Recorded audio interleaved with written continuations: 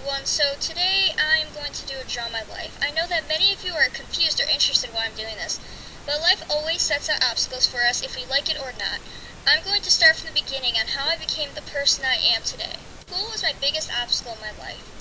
My obstacle didn't start until I was in kindergarten. What happened was I skipped preschool, so I didn't get to become familiar with reading or writing. I went to school for half the day in the afternoon.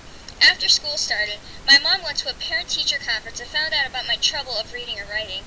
After that meeting, my mom bought me books to trace letters of the alphabet. She also came up with a new idea that I would read out loud to her every night. The alphabet tracing went on for a year, then I just read a lot. The reading out loud thing didn't even end until the beginning of 5th grade. But by that time, I got used to reading, and it grew into one of my favorite hobbies. 1st through 4th grade, school changed a lot for me. I started to get a variety of subjects like science and math. I started to get little or no homework every day, and this was also the time when I started to understand everything I learned. But by this time, I didn't really care about school. I just wanted to skip over and get it done. My grades weren't that good either because of me slacking off like that. 5th grade, I really did start to enjoy school. I had a teacher, Mrs. Provost. She was a very tough teacher. I couldn't slide by her, so I ended up learning to do every task I was given. She gave me homework every day. It was actually the same amount of homework I get now.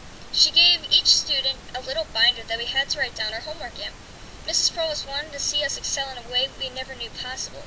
The students in other classes rarely got homework, and they always messed around. To be honest, I'm glad I got homework because when the year came and I was in 6th grade, everything was so easy for me. It was probably the first time I had fun in school. When I began middle school, I was nervous. Like most of us were, I knew that 2 other schools were going to merge to the grid. I wasn't really prepared for it. People are going to judge me beyond the looks and personalities. News flew fast. Someone falls out of their seat, the next thing you know, you get to your class, and everyone knew what happened.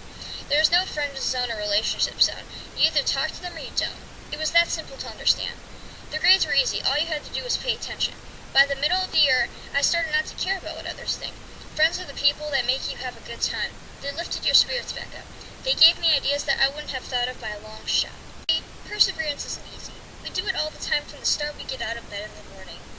We can't do it by ourselves either. If you make a mistake with a project or you're confused, you need someone to guide you. You see, we do things ourselves because we were taught how to do it young. It got easier after practicing over a long period of time. People like our parents and teachers really taught us to persevere through events like tests and chores. Those simple tasks we do help us in the future to understand and make challenges not as hard as they are. I think that this quote fits with perseverance. We all change when you think about it. We're all different people all through our lives, and that's okay. That's good. You gotta keep moving, as long as you remember all the people you used to be.